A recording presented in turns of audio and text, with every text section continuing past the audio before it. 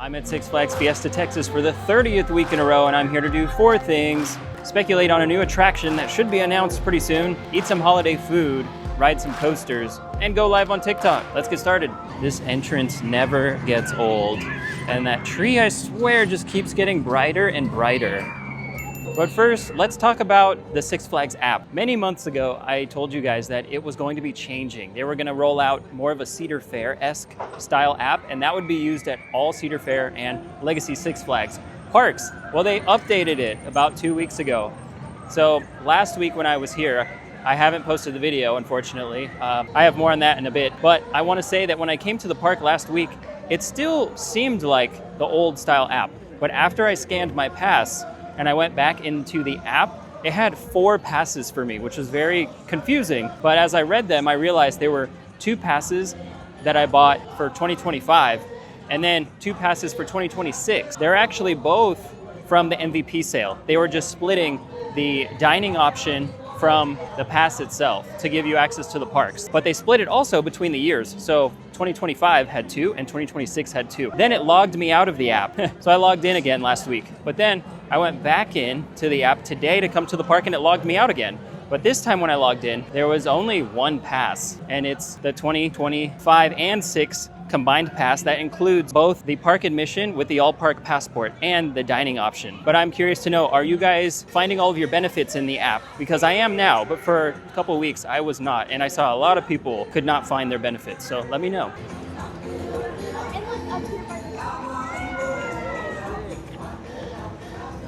I don't remember this backdrop last week. This is beautiful. It even looks like they have M&Ms. Now, unfortunately, I am late today, so you're not going to be able to see behind this fence into the new project construction area. I know, but I can tell you guys that there was a huge teaser put out by the man himself, Jeffrey Siebert, and he is in true form. Just like in years past, he is really teasing us with all these clues. He may release, who knows, 50 more clues before we actually know what's coming here. But I do want to talk about what he actually posted. So here's a picture of it right now. And you can see it follows the theme that we've seen on a lot of other things, such as this fun under construction sign. There's a moon. There's always been a moon. But this sign differs from all the other teasers because it's got bubbles and sand and palm trees at the top. All of the other things so far that we can use as clues do not have anything to do with water or sun, anything sunny. The weather is more dark, and I want to go over 3 things about this. So when people saw this teaser, they started jumping to some pretty crazy conclusions because he used the hashtag SFFT202, and people thought, 202, is that a height? It must be a height, and if it's a height, then it's a hyper, right? So it must be a new coaster. It must be a theme park edition and not a water park edition. It must be a roller coaster. Helping that argument is the fact that this area had 2 water slides that people did not ride. And if Six Flags knows people don't naturally walk back here in the water park for water rides, why would they build more water rides? I don't know. So there's that. And the other thing is all of the theming in these teasers that we see relate to darkness. There's a moon, and if you look really closely at this one, zoom in, there's like zodiac signs or constellations in the background. You have to really zoom in to see what I'm talking about. And it doesn't have anything to do with water slides because water parks typically market stuff as sunny and warm. The weather is great in the daytime. Like, water parks aren't typically open at night. So I feel like that again supports the argument that this is a theme park edition. But I want to get back to the hashtag itself. When Jeffrey Siebert said hashtag SFFT202, there was a question mark at the end. And I believe that that question mark signals the year is in question. 2026? 2027? Bruh. 67? Who knows? I think that's talking about the year. He's saying, what year are we getting something? He's teasing us really good. He got us on that one because a lot of people jumped on the 202 and thought it was a height, and it could be. I also want to talk about 3 theories that I'm hearing about this ride because a lot of you ask me, what's it going to be? So I'm going to tell you right now, the 3 things that I have heard are most likely. Number 1, I'm hearing that it could be an Intamin multi-launch. And by multi-launch, I mean LSM multi-launch. And that would be great because Texas does not have one of those. And I think we deserve one. Absolutely, I think we deserve one. Number 2 is a Vekoma roller coaster with a spike. And the spike is very tall, like more than 180 feet tall. Don't know if it's a hyper or not. And with that rumor, I'm hearing that the spike is confirmed, like that's the rumor. But the manufacturer is not confirmed. Just Vekoma is what someone believes was said. But it could have been another manufacturer, such as Intamin or Mach. Now, the last rumor that I'm hearing, and people are reading into the moon and the darkness and all of that stuff. They're saying that it seems just like Expedition Night Flight at Dollywood. That's what people are trying to compare this to. They think that that's the same imagery being used, so they're thinking it's a Mach rocking boat. And if it is, oh my goodness, that would be perfect. Our park is solidly on the map in the grand scheme of things. We know it's great for beauty, but it's going to be known for attractions. Now the last bit of news to report on for this project is that there was an ACE event here today, as I'm recording this, Saturday, December 6th. And during the ACE event, people were allowed to walk in that construction area. They got to walk all the way up the hill and back down. And they claimed that Jeffrey Siebert told them, hey, you guys are standing in the plot of the next marquee attraction. This looks amazing as always. I always stop to film this area. I just saw a ride-op who was operating the little frog hopper, and he turned around while he was operating the ride and said, yo, Hennisphere. I said, hey, what's up, man? And I thought it was best to keep moving so he could get back to operating his ride safely. Now I am at Chopsticks because I want to try the Holly Jolly Hot Chicken. We have the Holly Jolly Hot Chicken here, and I think they said it's chicharrones and some kind of, I forget what it was, guanciale sauce, I forget what. You can see there's a lot of veggies here. Underneath it, there's rice. There it is. There's white rice underneath there. So it's interesting. It kind of reminds me of like coleslaw on top, really. But I'm interested to try this because it says it's spicy.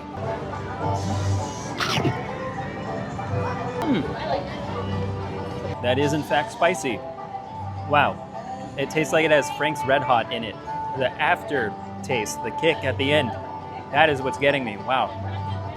I'm okay with spicy things, but not like atomic flavored stuff. I didn't quite finish everything, but there was a whole pad of rice underneath the entire bowl. And this coleslaw stuff had some very interesting dressing that was very different than the spicy stuff. You can hear that the carolers are singing right now. So I'm gonna go live on TikTok, and I will let you know the stats of the TikTok live after I'm done. And we're back from the live stream. I was live for 42 minutes and we did something pretty special. On that TikTok live, you guys broke the record for most gifts sent on one live stream. There were more than 900 gifts sent to me, mostly from 2 people. So Bennett and Tiana, thank you so much. Bennett was the one that I actually saw operating that ride that I mentioned earlier. He said hi to me and then he hopped on the live stream and sent 300 roses. That was insane. And Tiana sent more than 600 gifts. So Tiana's still #1 in the fan club. I appreciate it so much. We're gonna make our way over to DC Universe, and then we're gonna check on the construction of the queue line for Wonder Woman. Waterfalls are looking magnificent, especially with the red and the green.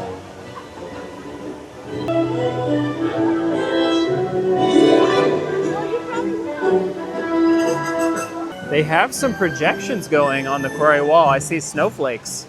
I've also seen candy canes tonight. They're very faint.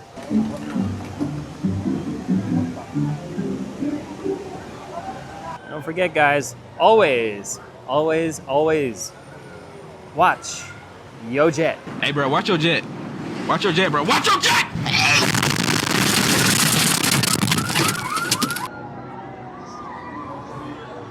Checking on the concrete work over here at Joker Carnival of Chaos. There's nothing new. I like filming Superman Krypton coaster over here by the funnel cake place, but does anyone remember what this was for? It's not there anymore. Comment below what this is.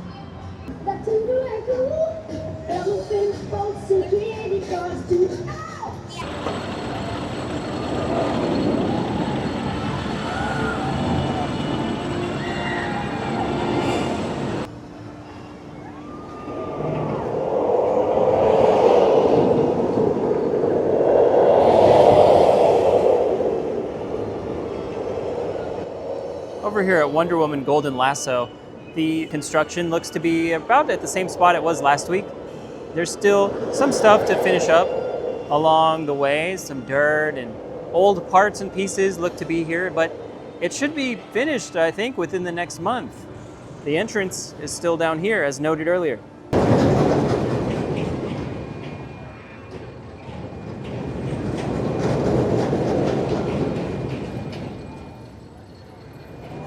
Well, there's so much speculation of moons regarding this park.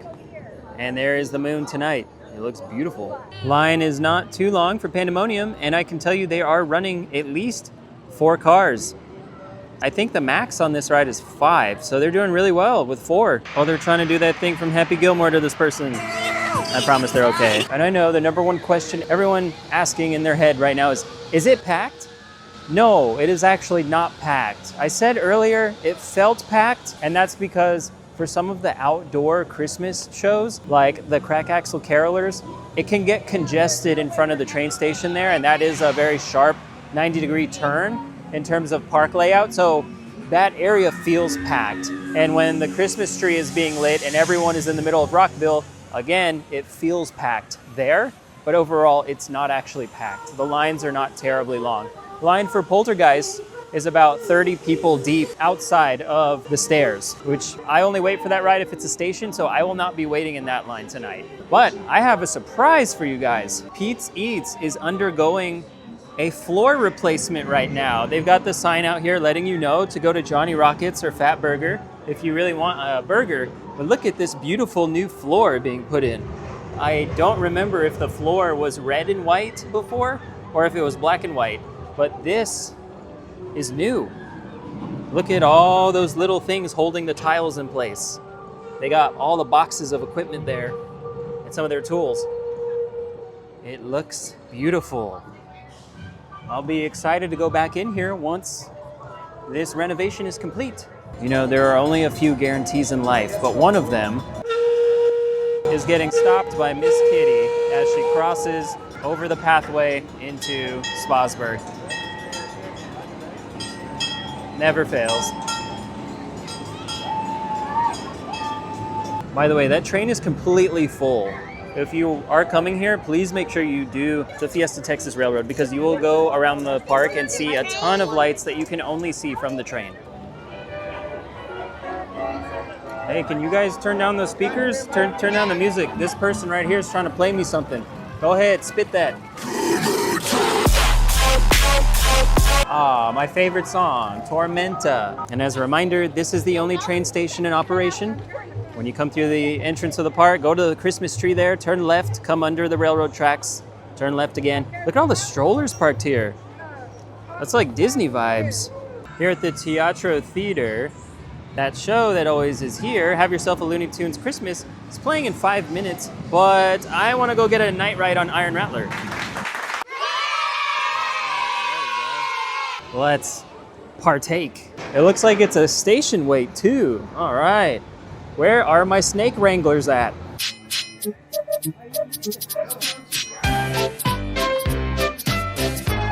Which one, guys? Bruh. Which one? I don't know which one. Oh, okay, let's go south. Over here at the exit of Iron Rattler, you can see all these Christmas lights. They look awesome. You only see them from the train, though.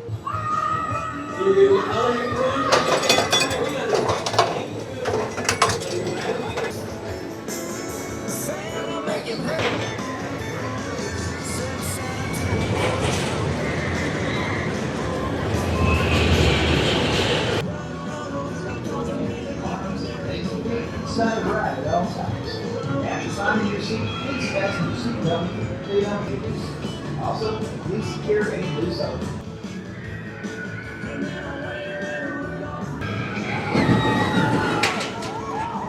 Iron Rattler is absolutely my favorite ride here in the park. Still, ever since the first time I rode it, I said, that's my favorite ride here, favorite roller coaster in Texas.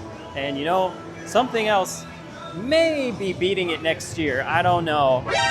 There could be something out there that beats it next year. I mean, I do need to ride Circuit Breaker at Codaland.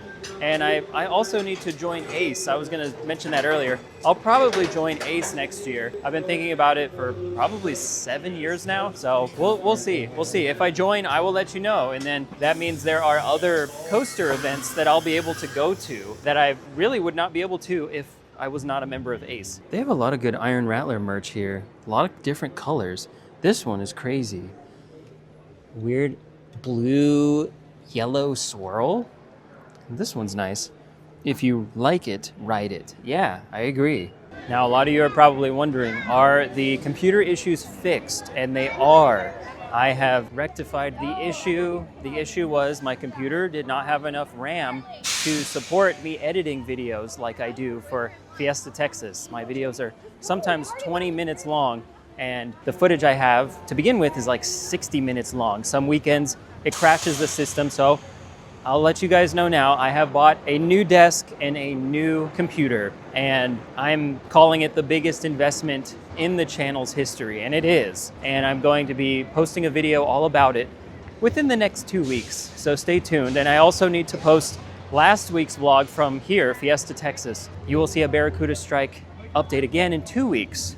But you will see the Busch Gardens Tampa roller coaster POVs this week. I'm hoping to post it by Friday, so stay tuned for that.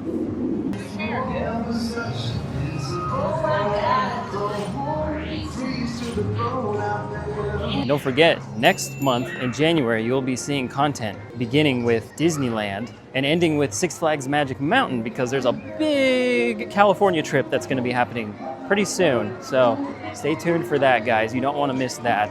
And of course, if you learned nothing in today's video, just remember these 3 things. No good deed goes unpunished. Subscribe to me on YouTube. And when you're feeling stuck in life, like our friends at RMC say, push down, pull up. That was another day in the Hennisphere.